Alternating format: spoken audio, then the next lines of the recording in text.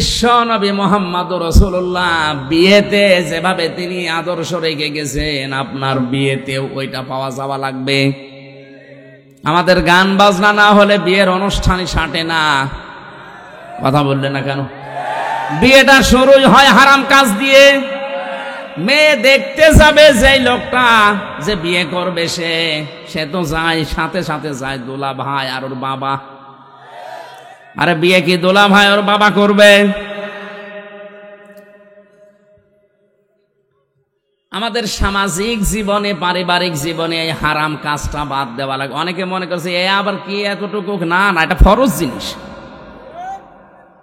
আপনার কি ওই মেয়েটা দেখা যায় যাচ্ছে, আপনি তোর বাবা, এই ছেলের বাবা, আপনি না জানি আপনার যদি পছন্দ হয়, আপনি যদি বলেন ছেলে তুই থাক আমি দেখি, এমনি এমনি আল্লাহ বিধান দেয়নি। আল্লাহ জানে আমাদের মনের ভাব। এক কথা বলেন না কেন? আল্লাহ জানে না? হযরতে আদম নবীকে আল্লাহ যখন বানিয়ে জান্নাতের ভেতরে নিয়ামতে ভরপুর করে রাখলেন, কিন্তু তার ভালো লাগছিল না। আল্লাহ পাক মনের ভাব বুঝতে পেরে বাম পাজর থেকে একটা হাড় ঘুমের ভেতরে তুলে নিয়ে আর একটা মহিলাকে বানালেন, পৃথিবীর সর্বশ্রেষ্ঠ সুন্দরী হযরতে হাওয়া দাঁড় করিয়ে রেখেছেন। আদম নবী ঘুম থেকে উঠে দেখলেন এত সুন্দর মানুষ হতে পারে। তিনি তাকালেন, প্রথমে তাফসীরে ইবনে কাসির বলেন প্রথমে তাকিয়েছেন, এরপরে ধরতে গেছেন। আল্লাহ পাক বলেন আদম তাকানো যাবে না, ধরা যাবে না। আদম নবী বলছে আল্লাহ তাকানো যাবে, ধরা যাবে, কি করলে সেটা বলেন? তাকানো যাবে, ধরাও যাবে, একটাই শুধু বৈধ পন্থা আছে, বিয়ে করা লাগবে। সুতরাং এখান থেকে বোঝা যায় বিয়ের আগে কোন মহিলার দিকে অন্য নজরে তাকানো জায়েজ নেই, ধরাও জায়েজ নেই, শুধুমাত্র 14 ফেব্রুয়ারির দিন বাদ দিয়ে। এদিন তো কোনো গোনা নেই। এই দিন অনেকে আল্লাহর নাম নিয়ে শুরু করছে যে আল্লাহ এই দিন আমরা পালন করছি। 14 ফেব্রুয়ারি বিশ্ব বেহায়া দিবস যারা পালন করেছেন, এটা কিন্তু ইংল্যান্ড থেকে নিয়ে এসেছে, খ্রিস্টানদের দেশ থেকে। যারা এটা পালন করেছেন মুসলমান দাবি করেও, কিয়ামতের দিন আপনার হাসর হবে ওই খ্রিস্টানদের সাথে। মিথ্যা কথা বলবেন না। এখানে যারা পালন করেছেন একটু হাত তোলেন তো আল্লাহ থেকে। একজন তা মুরব্বী মানুষ হাত তুলেছে, ওইটা ঠিক আছে। ওই জয় জয় 70 বছর বয়স হবে, ওনার জীবনেও যে এখনো প্রেম আছে, তাও ভালো করুক। যদি স্ত্রীর সাথে 14 ফেব্রুয়ারি পালন করে কোনো অসুবিধা নেই। এই এলাকায় মনে হয় এগুলো পৌঁছায়নি না। আল্লাহ রাব্বুল আলামিন ডাক দিয়ে বলে আদম বিয়ে করা যখন রাজি হয়ে গেলে এর জন্য মোহর দেওয়া লাগে। ওয়া আতুহুন্না উজুরহুন্না ফারিদা, দেন মোহরের টাকা স্ত্রী লোককে দেওয়া নফল না ফরজ? এটা নামাজের মতো ফরজ। ফরজ মনে করে দিয়ে দাও। উনি ডাক দিয়ে বলে রব্বুল আলামিন আমার কাছে তো এন্টি পকেট কিছুই নেই, আমি দেব কি? আল্লাহ পাক ওই সময় বলেছিলেন আদম আমার দোস্ত মুহাম্মদুর রাসূলুল্লাহর নামে 10 বার দরুদ পড়ো, ওইটাই তোমার দেন মোহর হিসাবে আমি মেনে নিলাম। দরুদ পড়ার পরে আল্লাহ ডাক দিয়েছেন কুলনা ইয়া আদাম উসকুন আনতা ওয়া যাওজুকাল জান্নাতা ওয়া কুলা মিনহা রাগাদান হাইসু শি'তুমা ওয়া লা তাকরাবা হাদিহিশ শাজারাতা ফাতাকুনা মিনাজ জালিমিন। ভালো করে খেয়াল করবেন। আমি ওই আয়াত পড়েছি জন্মের পর থেকেই, এভাবে তো বসি নাই। দেখেন তো কি তথ্য আছে আয়াতে। আল্লাহ আদম নবীকে বললেন বিয়ে হয়ে গেছে, বউ নিয়ে বাবার বাড়ি চলে যাও। আদমের বাবার বাড়ি মানে আদমের বাড়ি জান্নাত। আদমের বাড়ি কি? আর আমাদের বাবার বাড়ির নাম কি? আল্লাহ পাক আমাদের বাবাকে বিয়ে করার পরে বললেন, বউ নিয়ে চলে যাও বাড়িতে। তার মানে এটাই কোরআনের নিয়ম, বউ নিয়ে বিয়ে করে আপনার বাবার বাড়িতে আপনি যাবেন। আর এখন অনেকেই ঘর জামাই থেকে যাচ্ছে না, এলাকায় ঘর জামাই নেই। আপনি একটা আহাম্মক না? বিয়ে করে মেয়ে নিয়ে যাবেন আপনি নিজের বাবার বাড়ি, না নিজের শহর থেকে যাচ্ছেন? আল্লাহ পাক আয়াতে কিন্তু শব্দের দিকে খেয়াল করলে দেখবেন, বলেন তোমার বউ নিয়ে তোমার বাড়ি যাও। শুধু বাড়ি যায় কি করবা? ওয়াকুলা মিনহা হাইসু শি'তুমা। এই খেয়াল করেন, আরবি গ্রামার যারা বোঝে, এখানে শব্দ কিন্তু আংতা ওয়াকুলা আল্লাহ দেয়নি, একবারে ওয়াকুলা দিয়েছেন। আজ যারা নারী পক্ষ, নারী স্বাধীনতা আন্দোলন, নারী বিপ্লব পরিষদ, নারী মুক্তি পরিষদ নাম করে চিল্লাচ্ছেন যে কোরআন নারীদের অধিকার দেয়নি, আরে শয়তান, ওয়াকুলা। আল্লাহ পাক পুরুষের দিকে ঝোঁকেন নাই, নারীর দিকেও ঝোঁকেন নাই, মাঝামাঝি থেকে বলেছেন ওয়াকুলা, দিয়ে বচন দিয়ে দিলাম, হে আদম তোমার বাড়িতে যেখানে ইচ্ছা যাবে, যা ইচ্ছা খাবে, ঠিক আছে, কিন্তু তুমি যেই মানের খাবার খাবে, যেই মানের পোশাক পরবে, সেই মানের জায়গায় থাকবে। ওই রকম খাবার, ওই রকম পোশাক, ওই রকম মানের জায়গায় স্ত্রীকে রাখা লাগবে। আজ অন্যান্য ধর্মের লোকেরা চিল্লাচ্ছে ইসলাম কি দিয়েছে, কি দিয়েছে আপনি টের পান? আপনি তো জানেনই না কি দিয়েছে। পৃথিবীর অন্য ধর্মগুলোর দিকে তাকালে আপনি দেখবেন মেয়েদের যে সমস্ত বিষয়গুলো ওরা নিজেদের সম্পত্তি থেকে এদের বঞ্চিত করার জন্য ওদের ধর্মীয় নিয়মে ঘোষণা দেয়। আর আমাদের ধর্মীয় নিয়মে আছে মেয়েকে তার সম্পত্তি না দিলে ওই বাবা, ওই গার্জিয়ান জাহান্নামে যাবে। এত বড় কঠিন বাক্য পৃথিবীর অন্য কোন ধর্মে নেই। এখানে কত শরীক ফাঁকি দেওয়া মানুষ বসে আছে, অথচ হজ করে এসেছে।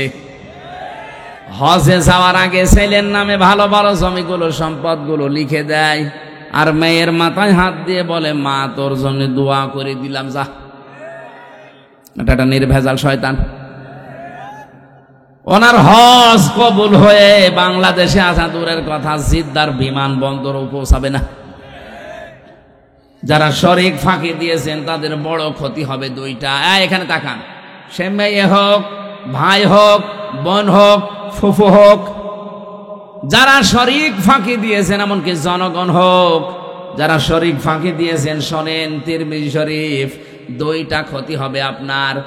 এক নাম্বারে, আপনার যখন থেকে শরীক ফাঁকি দিয়ে ফেলেছেন ওই দিন থেকে মরণ পর্যন্ত জীবনের কোনো ইবাদত আপনার মাথার উপরে উঠবে না।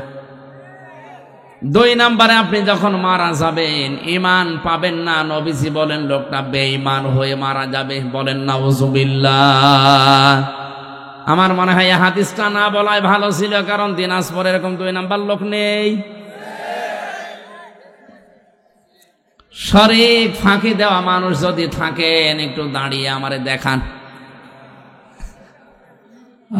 এই ওয়াজ করা আমার মনে হয় ঠিক হয়নি, এসব আল্লাহর ওলি বসে আছে। দিনাজপুরবাসী আল্লাহ পাকের আয়াতের দিকে খেয়াল করেন। আমি কিন্তু তাফসীর আকারে কথা বলছি। আল্লাহ মেয়েদেরও ছেলেদেরও দুই পক্ষে না, যে মাঝামাঝি। এ আদম, শুধু নিজে মন মতো খাবে, নিজে মন মতো ঘুরবে না, হবে না। তুমি যেখানে যাবে, যেখানে খাবে, যেই মানের খাবার খাবে, যেই মানের পোশাক পরবে, ওই রকম মানের খাবার পোশাক স্ত্রীকে দেওয়া লাগবে। এটা নফল না, এটা ফরজ। শুধু এতটুকু আল্লাহ শেষ করেননি, ওয়ালা তাকরাবা হাযিহিস শাজারাতা, সাবধান, স্ত্রীকে নিয়ে ঘুরতেও বেড়ানো যাবে, কিন্তু ওই গাছটার কাছে যাবে না। এই গাছটা মানে আল্লাহর বর্ডার। গাছ মানে কি? এটা আল্লাহর নির্ধারিত সীমা, নিষিদ্ধ জায়গা।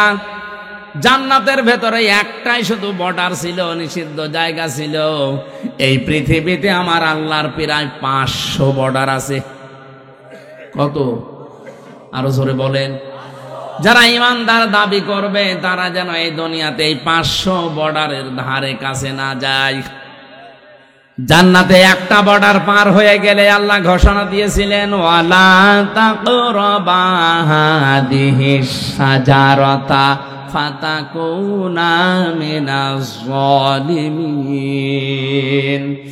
যদি এই গাছের কাছে যাও, বর্ডার সীমারেখা অতিক্রম করো, বর্ডার ক্রস করো, এই নিষিদ্ধ জায়গায় যাও, তাহলে দুইজনেই জালেম হয়ে যাবে। আয়াতের মূল শিক্ষা হচ্ছে স্ত্রীকে শুধু ঘরের ভেতরে বসিয়ে রাখবেন না, এইটা আয়াত বলে না। আয়াত বলেছে হাইসো সে তোমা, যাও বেড়াতে যাও। স্ত্রীকে নিয়ে আপনি বেড়াতে যাবেন, অনুষ্ঠানে যাবেন, কিন্তু সাবধান, যেই স্থানে গেলে, যে অনুষ্ঠানে গেলে আপনার নিজেরও বর্ডার থাকে না, আপনার বড় বর্ডার থাকে না। বর্ডার মানে এখানে পর্দা, বর্ডার মানে আরো জোরে, জান্নাতের ভেতরে বর্ডার মানে গন্ধম গাছ। আর পৃথিবীতে আমাদের জন্য বর্ডার আছে যেহেতু 500, এর ভেতরে একটা বর্ডারের নাম পর্দা। আসতে বলেন। তাহলে এমন অনুষ্ঠানে যাওয়া যাবে না যেখানে গেলে নিজেরও পর্দা থাকে না, স্ত্রীরও পর্দা থাকে না, এরকম অনুষ্ঠানে যাওয়া জায়েজ নেই। যদি আল্লাহর বর্ডার ক্রস করে, পর্দা লঙ্ঘন করে, বেপর্দা হয়ে ভাবে যায় আর ওখানে আনন্দ ফুর্তি করে, বুঝতে হবে আল্লাহর ভাষায় দুইজনে জালেম হয়ে গেছে। এই হিসাবে বাংলাদেশে এখন জালেম কম না বেশি? আমি পারিবারিক জীবনের কথা বলছিলাম, যে মানুষ বিয়ে করবে তারে নাই দেখা যায় যাচ্ছে, আপনি দোলাবাই হিসাবে গিয়ে আপনিও দেখছেন, আপনার শ্বশুরও দেখতেছে, বলেন নাউজুবিল্লাহ। যে না, হারাম কাজ দিয়ে আমাদের শুরু হচ্ছে পরিবার, যে সন্তানাদিগুলো ভালো হবে কি দিয়ে? আশা করছি পারিবারিক জীবনে আমাদের এই আয়াতটা মেনে নেওয়া দরকার, অন্তত পর্দা যেন লঙ্ঘন না হয়। বেপর্দা পরিবারে মেয়ে বিয়ে দেওয়ার চাইতে মেয়েকে কেটে ভাসিয়ে দেওয়া ভালো, কারণ ওখানে গেলেও জাহান্নামের আগুনে পড়বে। এই কথা বলেন না কেন? আমরা পারিবারিক ভাবে যদি একটু সচেতন হই, দেখেন মুসলমানের দেশে পর্দারে পরিবেশ ফিরিয়ে আনেন। হ্যাঁ, অনেকে চেষ্টা চালাচ্ছে এ দেশে বেপর্দার লাইন খুলতে, কিন্তু আমরা এটা চাই? আরো জোরে বলেন চাই? আল্লাহ আমাদেরকে পর্দা মানার তৌফিক দিন, বলেন আমিন। রাসূলের অনুসরণ আমরা কি আংশিক চাই না পূর্ণাঙ্গ? আরো জোরে। আল্লাহ জীবনে পূর্ণাঙ্গ অনুসরণ করার তৌফিক দাও, বলেন আমিন। আমার তেলাওয়াত কিন্তু আয়াত সূরা বাকারার 190 নম্বর আয়াত, এখান থেকে আমি আরম্ভ করছি।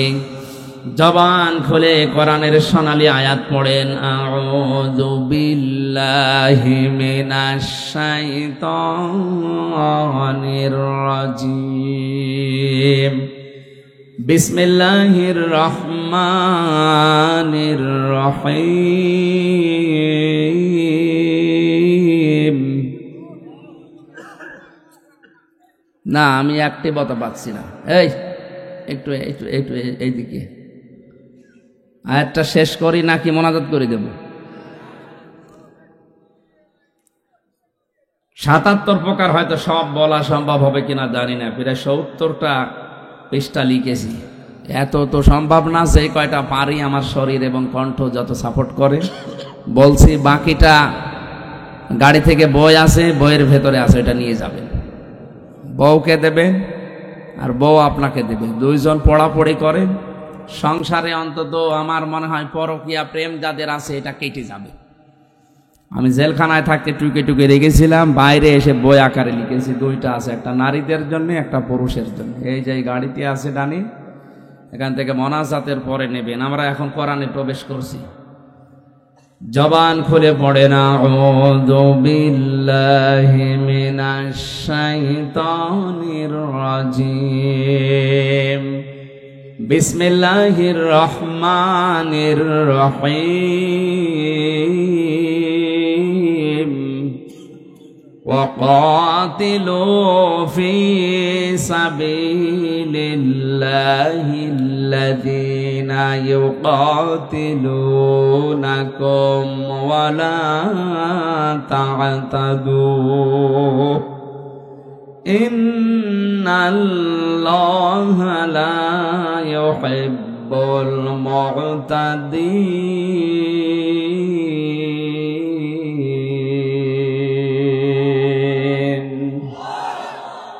সূরা বাকারা 286টা আয়াত আছে, 40টা রুকু আছে, মাত্র একটা আয়াত পড়েছি, আয়াত নাম্বার 190।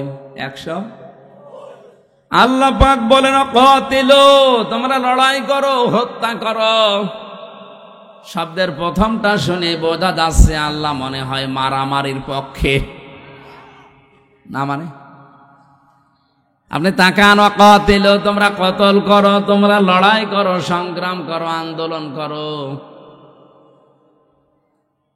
সূরা আনাম, কি আনাম না, আনফাল, সূরা আনফালের 18 নম্বর আয়াতে আছে ফালাম তাকতুলুহুম ওয়ালাকিন্নাল্লাহা কাতালাহুম। হে নবী, আপনি তাদেরকে তো হত্যা করেননি, আমি আল্লাহ নিজে তাদেরকে হত্যা করেছি। তার মানে এই সমস্ত আয়াতগুলো পড়লে মনে হয় আল্লাহ মনে হয় মারামারি, হত্যা এর পক্ষে না।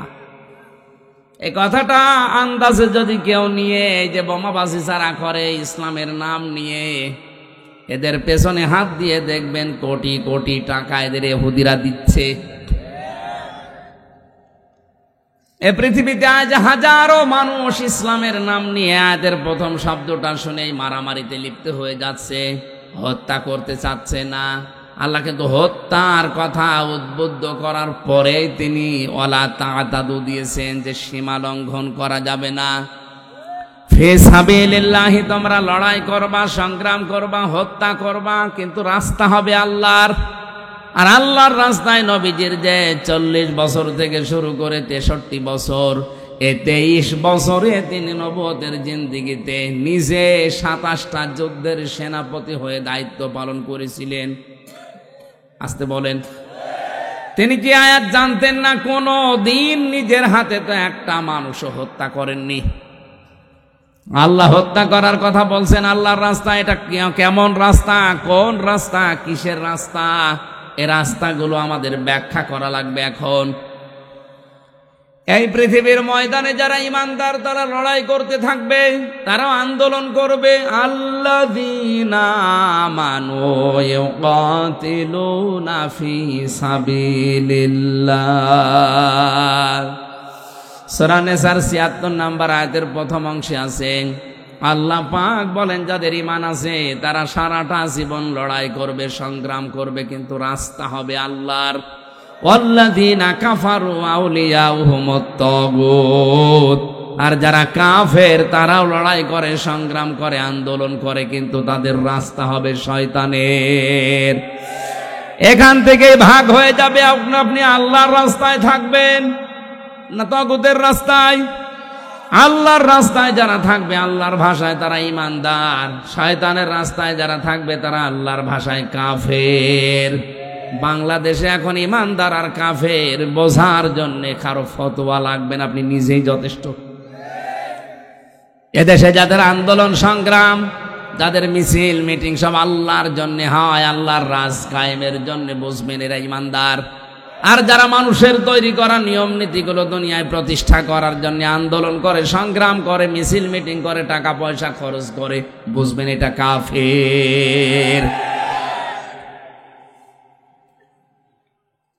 ইকাতিলুনাকুম, তোমরাও তাদেরকে হত্যা করো যারা তোমাদেরকে হত্যা করেছে।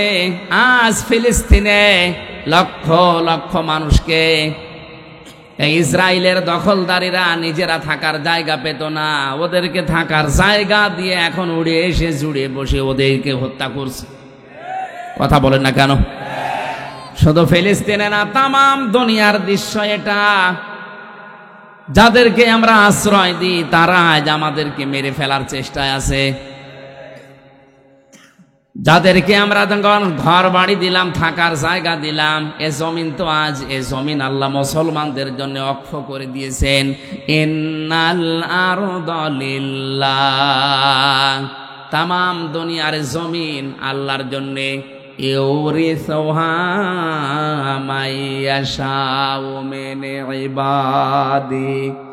আল্লাহ পাকে জমিনের ওয়ারিস বানিয়েছেন, উত্তরাধিকারী বানিয়েছেন ইমানদারদের, তার বান্দাদের। কাদের? বলেন বলেন। সুতরাং এই পৃথিবীর বৈধ মালিক যারা ঈমান আছে তারা বাবা মারা গেলে যেমন অটোমেটিক সন্তান ওয়ারিস সূত্রে জমির মালিক হয়ে যায়, এই পৃথিবী আল্লাহ ঈমানদারদের জন্য ওয়ারিস বানিয়েছেন। জোরে বলেন আল্লাহু আকবার। আর আমাদেরকে আজ আপনি থাকতে দেবেন না, মেরে পিটিয়ে হত্যা করে বিদায় করে দিতে চাচ্ছেন। এই জন্য আল্লাহ জানিয়েছেন তোমাদেরকে যতটুকু মারবে, বাড়ি থেকে বের করে দেবে, যতটুকু অত্যাচার করবে অতটুকু তোমাদের উপরে করা যায় যাচ্ছে, কিন্তু সাবধান, ওয়ালা তা'তাদু, সীমা লঙ্ঘন করা যাবে না। ইন্নাল্লাহা লা ইউহিব্বুল মু'তাদিন, কোন সীমা লঙ্ঘনকারীকে আল্লাহ পছন্দ করে না। এই আয়াত থেকে আল্লাহ তাফসীর আকারে আমি সাজিয়েছি। এইদিকে থাকা, এ পৃথিবীতে যত ঘৃণিত কাজ আছে সবচাইতে আল্লাহর কাছে ঘৃণিত কাজ হচ্ছে দুনিয়ায় যে কোনো বিষয়ে সীমা লঙ্ঘন করা, বর্ডার ক্রস করা, লিমিট ক্রস করা। কথা বলেন ঠিক কিনা? আমরা এই আয়াত থেকে তাফসীর পড়তে গিয়ে পেয়েছি পৃথিবীর যত জাতিকে আল্লাহ ধ্বংস করেছেন সব জাতির পিছনে কারণ ছিল একটাই, তারা সীমা লঙ্ঘন করেছে। হযরত হুদ আলাইহিস সালামের জামানায় তার জাতিরা সীমা লঙ্ঘন করেছিল। লূত নবীর জামানায় তারা সীমা লঙ্ঘন করে পুরুষে পুরুষে বিয়ে করা আরম্ভ করেছিল। এই যে লাওয়াতাত যেটা বলা হয়, যেটা ট্রান্সজেন্ডারের নামে অনেকে চালু করতে চাচ্ছে। আল্লাহ জর্ডানে ডেড সি বানিয়ে, মৃত সাগর বানিয়ে দিয়েছে তাদেরকে পুরা উল্টিয়ে। সালেহ নবী আলাইহিস সালামের জামানায় ওরা সীমা লঙ্ঘন করেছিল ওজনে কম বেশি করে, আর কারো মাল নিয়ে গেলে ছিনতাই করে নিত। এই দুইটা সীমা লঙ্ঘনের কারণে হযরতে সালেহ নবীর জাতিকে আল্লাহ ধ্বংস করে দিয়েছে। আজ যারা বাংলাদেশে ওজনে কম বেশি করছেন, ওজনে কম বেশি মানে কি? অনেকেই মনে করে ওজনে কম বেশি মানে ওই দাড়ি পাল্লা। যারা দোকানদারি করছে, ব্যবসা করছে, ওদের জন্য না। ওজনে কম বেশি মানে নেওয়ার সময় বেশি নেয়, দেওয়ার সময় আরো জোরে বলেন। আজ আপনি শিক্ষকতা যারা করছেন, বিচারালয়ে যারা আছে, প্রশাসনে যারা আছে, মিলান, নেওয়ার সময় একজন শিক্ষক কিন্তু প্রাইমারি থেকে মাস্টার্স পর্যন্ত যারা ক্লাস নেয়, এরা নেওয়ার সময় এই শিক্ষকগুলো বিভিন্ন জায়গা থেকে জ্ঞান তো ঠিকই আহরণ করেছিল, কিন্তু ক্লাসে দেওয়ার সময় এখন এই স্যারেরা আর ঠিক মতো দিতে চায় না, বলে প্রাইভেট পড়া লাগবে আর কোচিং করা লাগবে। কোরআনে কারিমেদের জন্যই জানিয়েছে ওয়াইলুল লিল মুতাফফিফিন আল্লাযীনা ইযা তালু আলান নাসি ইয়াস্তাউফুন। আল্লাহ পাক বলেন ধ্বংস হয়ে যাক ওই দোকানদারগুলো, ওই মানুষগুলো যারা নেওয়ার সময় বেশি নেয়, দেওয়ার সময় কম দেয়। আজ আমি আয়াতের সাথে মিলিয়ে 1 থেকে মাস্টার্স পর্যন্ত প্রাইমারি স্কুল, কলেজ, বিশ্ববিদ্যালয়, মাদ্রাসা আমি মিলিয়ে দেখেছি হাজার হাজার শিক্ষক আল্লাহর লানত প্রাপ্ত। আরে ভাই, একটা শিক্ষক হতে হলে তো জ্ঞান অর্জন করা লাগে, কম না? বিশ্ববিদ্যালয়ে যারা মাস্টার্সে ক্লাস নেয়, এই সমস্ত ডক্টররা কত বড় বড় ডিগ্রি বিভিন্ন দেশ থেকে নিয়ে এসেছে, কত কষ্ট করে, কত পড়াশোনা তাদের করা লাগে, যোগ্যতা। কিন্তু ক্লাসে দেওয়ার সময় অধিকাংশ স্যারগুলো দেখি না, এগুলো আর ক্লাসে ডেলিভারি দিতে চায় না, তখন প্রাইভেট ভার্সিটিতে যে ক্লাস নেয় আর বলে প্রাইভেট পড়ো নাই কোচিং করো। এই কথা বলেন না কেন? এরকম কলেজ দেশে নেই, এরকম স্কুল নেই, এরকম প্রাইমারি নেই। আপনি কি মনে করছেন যে আমি নামাজ পড়ি, রোজা রাখি, আমি পর্দা করে চলি, আমার ব্যবসা হালাল, আমি মাপ পেয়ে যাব? আরে ভাই, আপনি তো ওজনে কম বেশি করছেন। আশা করছি যত শিক্ষক আছে পৃথিবীতে, এই আওয়াজটা যত জায়গায় পৌঁছাবে, আমি এমনি বলি নাই, আমার বিশ্ববিদ্যালয়ের দিকে তাকিয়ে বলছি। আমার একজন স্যার আমি যা দেখেছি, শুধু আমার ডিপার্টমেন্টে এরা জ্ঞানের সাগর, কিন্তু ওইভাবে যদি আমাদেরকে দিত আমরা অন্তত কিছু না কিছু পেতাম। স্যার তো এই জন্য আমি আর নিচে নামতে পারলাম না, কারণ কালকে আবার না জানে বদুয়া দিয়ে দেখেনি।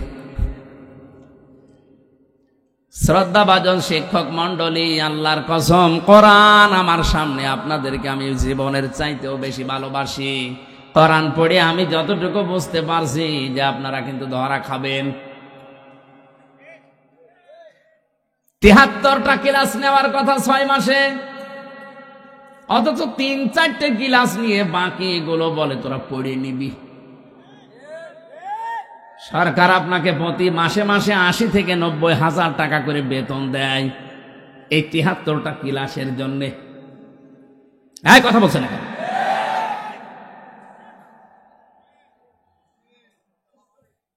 নাকি একটু বেশি হয়ে গেল?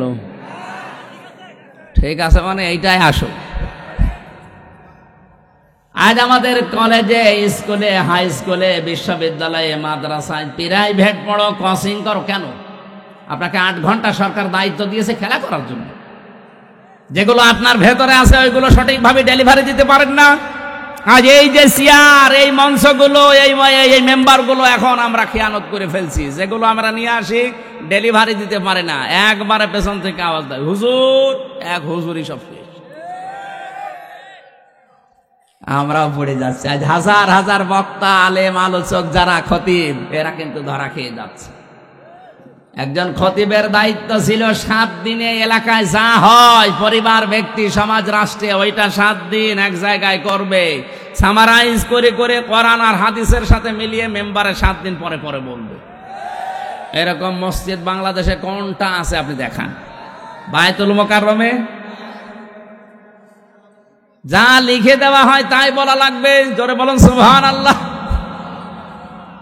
ব্যক্তি, পরিবার, সমাজ, রাষ্ট্র থেকে অন্যায় তুলে দেবেন কি করে? অথচ ইমামদের, খতিবদের, মাওলানা, আলেম সারা আছে দায়িত্বশীল, তাদের এইটাই ছিল মেম্বারের হক। আপনি নেওয়ার সময় তো ঠিকই নিলেন, আমি তো 7 দিন ধরে ধরে মনে করেন আমি পড়লাম পরিবার, সমাজ, রাষ্ট্রে কি দরকার। জমার দিন আমি খুতবায় বলবো, আমি আর বলতে পারি না।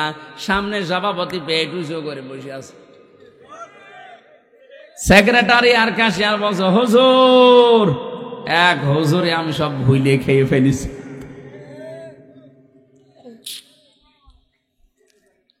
আমার ভাইরা, না হচ্ছে না। সালেহ নবী আলাইহিস সালামের জামানায় তারাই অবাধ্য হয়েছিল, সীমা লঙ্ঘন করেছিল। এই 2টা কাজে ওজনে কম বেশি করত আর ডাকাতি করত। এদেশে তো ডাকাত নেই। ডাকাত মানে যে পুকুর ডাকাতি করে, বন ডাকাতি করে, ব্যাংক ডাকাতি করে। আজ বিভিন্ন দেশে দেশে তারা স্ত্রীর নামে বেগম পাড়া বানায়। কথা বলেন ঠিক কিনা? আরে ভাই, বাইরের দেশে যারা বেগম পাড়া বানিয়েছে ওরা 2, 4, 5 টাকা চুরি করা লোক না, ওরা ডাকাত। কলমের খোসা দিয়ে 1 খোসাতে 2 সেকেন্ডে 20 কোটি টাকা যারা এরকম ঝেড়ে দিতে পারে তারাই বেগম পাড়া বানায়। আর আমাদের দেশে চুরির বিচার হয় মূল্য চোর, স্যান্ডেল চোর। আরে ভাই, একটা লোক স্যান্ডেল যদি 50 বছর চুরি করে, খুব বেশি হলেও নাই 10 লাখ টাকা স্যান্ডেল চুরি করতে পারে। 50 বছর একাধারে স্যান্ডেল চুরি করে কয় টাকা হয়? 10 লাখ। আর যে লোকটা এসি রুমের ভেতরে ঢাকাতে বসে আছে, এই জেলাতে বসে আছে, এক জায়গায় বসে শুধু একটা সই করে দেবে, এক টিপ সয়ে 1 সেকেন্ডের ভেতরে 20 কোটি। রাস্তার জন্য যদি বাজেট হয়, রাস্তাটা শুধু একটু সই করে দেওয়া দরকার। আর উপর থেকে তো ঠিকই আসে, নিচ পর্যন্ত আসতে আসতে সব আল্লাহর ওলিদের পেটে চলে যাচ্ছে। এইটাও কিন্তু সীমা লঙ্ঘন। সালেহ নবী আলাইহিস সালামের জামানায় ছিল, তারা সীমা লঙ্ঘন করেছিল। হযরতে সালেহকে ডাক দিয়ে বলেছে, সালেহ, তুমি যে নবীর দাবি করো, উট নিয়ে এসে দেখাও, একটা গর্ভবতী উট, তাও পাহাড়ের উপর থেকে। হযরতে সালেহ নবী সিজদায় গিয়ে বলে, রব্বুল আলামিন, দয়া করে তুমি আমাকে সাহায্য করো, আমার উম্মতরা নাই তো মানবে না, দেশ থেকে আমারে বের করে দেবে। আল্লাহ পাক বললেন আমি পাঠাতে পারি, পাঠানোর পরে যদি না মানে তখন কিন্তু তুমি দোয়া করবা না, তখন শাস্তি আসবে। এসে গেল 10 মাসের গর্ভবতী উঠেছে হযরতে সালেহ নবী দেখলেন, বললেন হাদিহি নাকাতুল্লাহি লাকুম আয়াতান ফাযারুহা তাকুল ফি আরদিল্লাহ। এটা আল্লাহর উষ্ঠি, সাবধানে যেখানে যাবে, যেখানে ইচ্ছা খাবে, এর কাছে খারাপ উদ্দেশ্যে কেউ যাবে না। আমার এই আয়াতের শিক্ষা হচ্ছে পৃথিবীতে সালেহ নবী এসেছিলেন, ওই বিদায় নিয়েছেন, তার যে মুজিজা, যে উষ্ঠি, এটার কাছে কেউ খারাপ উদ্দেশ্যে গেলে ফায়াখুযাকুম আযাবুন আলিম, তাদেরকে যন্ত্রণাদায়ক শাস্তি আল্লাহ দিয়েছিল।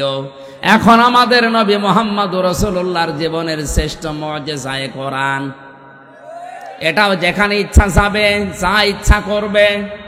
এ কথা বলছেন না কেন? এখানে যা ইচ্ছা আছে, এখানে যা দেওয়া আছে তাই করবে, যেখানে যেখানে যাওয়া দরকার সেখানে যাবে।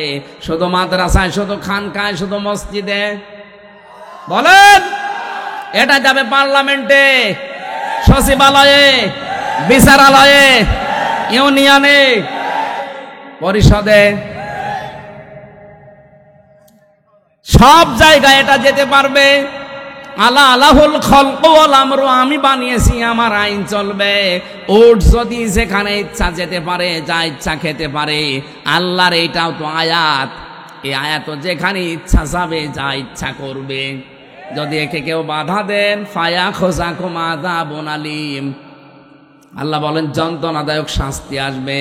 সালেহ নবী আলাইহিস সালামের জামানায় তারা আল্লাহর এই বর্ডার, এই উষ্টিকে হত্যা করেছিল, সীমা লঙ্ঘন করে।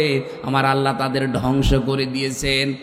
আজও আমরা যদি এর কাছে খারাপ উদ্দেশ্য নিয়ে আসি, এর নিয়ম নীতিগুলো পাল্টানোর ব্যবস্থা করি, আল্লাহর কসম আমাদের উপরেও গজব আসবে। এজন্য সীমা লঙ্ঘন করা যাবে না যে কোনো কায়দায়। 2 নম্বরে আল্লাহ পছন্দ করেন না পৃথিবীতে যারা জালিম, যারা অত্যাচারী। জালিম কাকে বলে? যে জিনিস যেখানে রাখা দরকার ওইটা ওই জায়গায় না রেখে অন্য জায়গায় যারা রাখে তারা জালিম। এ টুপি রাখা দরকার কোথায়? কেউ যদি টুপি পায়ের সাথে বেঁধে রাখে, ও জালিম। এক কথা বলেন না কেন? স্যান্ডেল রাখা দরকার পায়, কেউ যদি মাথায় নিয়ে সব সময় ঘুরে বেড়ায়, ওটা স্যান্ডেলের সাথে জুলুম। কারণ ও তো স্যান্ডেল, ও থাকবে পায়। এ কোরআনে কারিম থাকা দরকার ছিল কোথায়? উপরে। অথচ সেখান থেকে আপনারা পেছনে ফেলে দিয়ে শুধুমাত্র দুনিয়া দুনিয়া নিয়ে ব্যস্ত। এটা কিন্তু এক ধরনের জুলুম। আমি কোরআনের সবচাইতে আশ্চর্য হয় সূরা শুরার 42 নম্বর আয়াতটা পড়তে গিয়ে, এই এদিকে তাকান। আল্লাহ রাব্বুল আলামিন বলেন ইন্নামাস সাবিলু আলাল্লাযিনা ইয়াযলিমুনান নাস, অবশ্যই আমি আল্লাহ মামলা দেব তাদের বিরুদ্ধে যারা মানুষ হয়ে মানুষের উপরে জুলুম করে। এই বাংলাদেশে আমার এই আয়াতটা পড়ার পরে মনে হয় এদেশে এখন 100 জনের প্রায় 98 জন আল্লাহর মামলার আসামি। মামলার বাতি যত শক্ত হয়, মামলা কিন্তু কঠিন হয়। এক কথা বলেন না কেন? আজ নফসের উপরে জুলুম করছেন, পরিবারের উপরে জুলুম করছেন। আজ অনেক শাশুড়ি আছে বৌমার উপরে জুলুম করছে। যৌতুকের টাকা দিতে পারে না, গরিবের মেয়ে, চেহারা ভালো না, এই জন্য ছেলেকে বারবার বলে রে বাদ দিয়ে দে, অথবা এমন কায়দায় অত্যাচার করে সে বাদ নিতে বাধ্য হয়, অথবা গলায় দড়ি নিয়ে বিষ খেয়ে মরতে বাধ্য হয়। কথা বলেন না কেন? এরকম শাশুড়ি দেশে আছে না নেই? এইরকম শাশুড়ি যারা মহিলা প্যান্ডেলে বসে আছেন, আপনি যদি 5 ওয়াক্ত না তাহাজ্জুদ মিলে 6 ওয়াক্ত নামাজ পড়েন, আপনি যদি রমজানের রোজা শুধু না 12 মাস রোজা রাখেন, খাস পর্দা করেও যদি থাকেন, আপনার দ্বারা যদি আপনার বৌমা জুলুমের শিকার হয়, আপনি জালেম, আপনি জালেম, আপনি জালেম। আপনাকে আল্লাহ ঘৃণা করেন। আর আসতে বলেন, যে সমস্ত বৌমাগুলো বসে আছেন শাশুড়িকে নিজের মায়ের মতো যদি মনে করতে পারতেন, আমারে কোরআন সাক্ষী, আল্লাহর কসম করে বলছি, দুনিয়ায় কোনো পুরুষ তার মা বাবাকে আলাদা করে দিত না। আপনার কারণে আলাদা করা লাগে, আপনি মনটা একটু উদার করতে পারেন না? আজ বাংলাদেশের জামাই যারা আছে, এই দেশের জামাইগুলো তাদের শ্বশুরকে শাশুড়িকে যেই নজরে দেখে, যেভাবে মহাব্বত করে, যেই মনে দেখে, বৌমাগুলো যদি স্বামীর মার বাবাকে ওই নজরে দেখতো, এই বাংলাদেশে আমার মনে হয় কোনো দিন কেউ আলাদা হইতো না। পরিবারে এদের এই শুধু কানাকানি, তালাতালি, কান কথার কারণে পরিবারগুলো মিনি জাহান্নাম হয়ে গেছে। এই লোকটা সারাদিন বাইরে থেকে কাজ করে এসে বয়ের গোমরা মুখ, মায়ের গোমরা মুখ এখন করবে কি? বাধ্য হয়ে শেষ পর্যন্ত মানসিক রোগী হয়ে যায়। বেশি বলে ফেললাম? সম্মানিত মা বোনেরা, আমরা জামাইরা যেভাবে আছি, আপনারা একটু উদার হন। ওটা যদি আপনার মা বাবা হতো, কোনোদিন আপনি কিন্তু বৃদ্ধাশ্রমে রেখে আসতে বলতে পারতেন না। আপনার যা করা লাগে আপনি তাই করতেন। এ লোকটা 25 বছর 30 বছর পর্যন্ত ওই মেয়েটা, ওই ছেলেটা এর পেছনে শ্রম দিয়ে এ পর্যন্ত বড় করে আপনার হাতে দিল, আর আপনি এখন 3 কথার কবুল বলে একেবারে সব দায়িত্ব নিয়ে নিয়েছেন। মা বাবা এখন ডিলেট হয়ে যাবে মানে?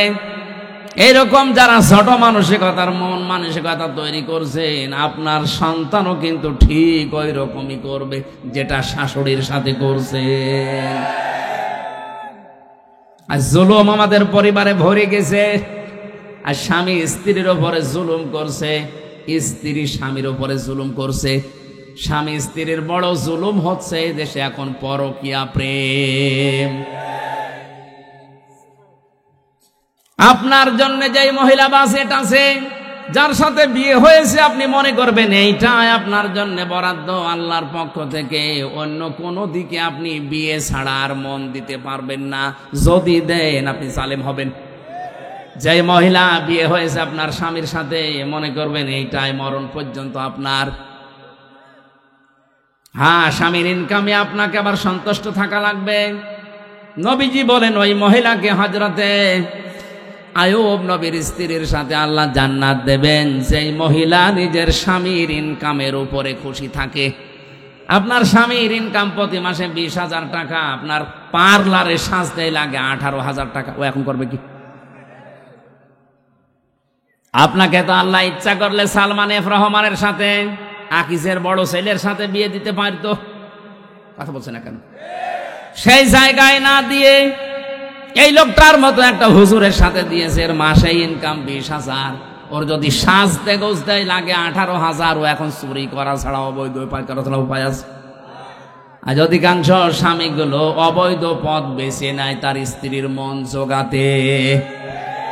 সম্মানিত মা বোনদেরকে বলবো, যদি আয়ুব নবীর স্ত্রীর সাথে জান্নাত পেতে চান, স্বামীর যতটুকু ইনকাম আছে অতটুকুর উপরে নিজের চাহিদাকে নিয়ন্ত্রণ করেন। আল্লাহ তাওফিক দিন, বলেন আমিন। 3 নাম্বার, আল্লাহ অপছন্দ করেন দুনিয়াতে যারা অহংকার করে সম্পদের, যেমন কারুন। 4 নাম্বার, আল্লাহ অপছন্দ করে যারা অপচয় করে, অপব্যয় করে। এখানে শব্দ 2টা, একটা অপচয় আর একটা অপব্যয়। আরবিতে একটা হচ্ছে ইসরাফ আর একটা তাবজির। ইসরাফ করাও হারাম, তাবজির করাও হারাম। ইসরাফ মানে বৈধ কাজে ব্যয় করা বেশি। আমার আম লাগবে 2 কেজি, টাকার গরমে আমি 10 কেজি আম কিনে 8 কেজি পচিয়ে ফেললাম, এটা হারাম। আসতে বলেন। আর তাবজির বলা হয় হারাম কোনো কাজে টাকা খরচ করা, যেমন মদ খাওয়া, বিড়ি খাওয়া। এক কথা বলছেন কেন? এমনিতেই হারাম, এরপর আবার হারাম ডবল করে করছে। আল্লাহ এই মানুষগুলোকে সবচাইতে বেশি ঘৃণা করেন যারা অপচয় করে, যারা অপব্যয় করে। কোরআন পড়ে আমি শয়তানের ভাই পেয়েছি শুধু যারা অপচয় করে তাদেরকে। বড় বড় গুনার কথা কোরআনে আছে, কিন্তু শয়তানের ভাই আল্লাহ বলেননি। শয়তানের ভাই আল্লাহর দৃষ্টিতে তারা যারা এই দুনিয়ায় অপচয় করে। বলেন নাউজুবিল্লাহ।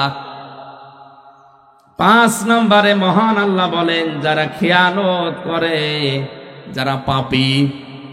আমানতের খেয়ানতে দেশে এখন আছে না নেই? সব চাইতে বড় খেয়ানত হচ্ছে যে যেই চেয়ারে বসার যোগ্য না তাকে ওই চেয়ারে বসাই খেয়ানত। এটা আমেরিকায় চলছে, বাংলাদেশে শুরু হয়নি। যার যোগ্যতা নেই চেয়ারে বসায় তারে জোর করে বসানো হয়, অথবা সে নিজেই জোর করে বসে।